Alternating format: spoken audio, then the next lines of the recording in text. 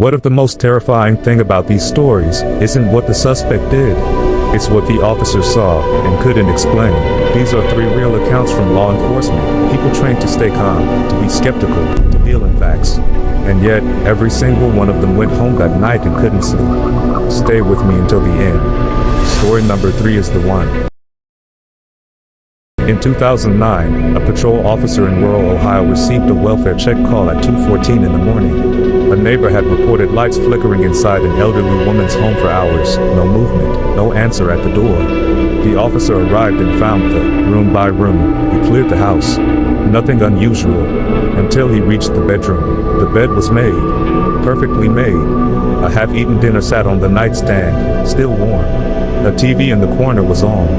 And on the screen, a home video was playing, footage of the very hallway he had just walked through. Filmed from inside the house. That same night, backup arrived. They searched every inch of that property. The woman was never found. The camera that recorded the footage was never recovered. And according to the officer's own report, filed the next morning, he noted one final detail. In the video on the TV, you could see him walking the hallway before he had ever entered the bedroom. A highway patrol officer in Texas pulled over a vehicle in 2014 for driving erratically. No plates. Hazard zone. The car had simply come to a stop on the shoulder of a completely empty stretch of highway. The officer approached. One occupant, a man in the driver's seat. Unresponsive. Eyes open. He tapped the window. The man turned slowly and looked directly at him. And the officer later told his sergeant he felt, in his words, like he was looking at something wearing a person. He asked the man to step out of the vehicle. The man complied, handed over a driver's license. The name, the face, the address, everything checked out. The officer ran the plates. Clean? Ran the ID. Clean? He sent the man on his way. 3 days later, the officer was reviewing dashcam footage from that shift for an unrelated incident. When he reached the timestamp of that traffic stop, he hit play. There was no man. There was no driver. There was no one else there. The dashcam footage and the officer's body cam footage did not match. No explanation was ever given.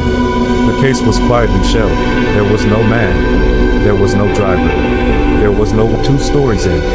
You still with me? Because story 3 is the one that actually got reported in the news.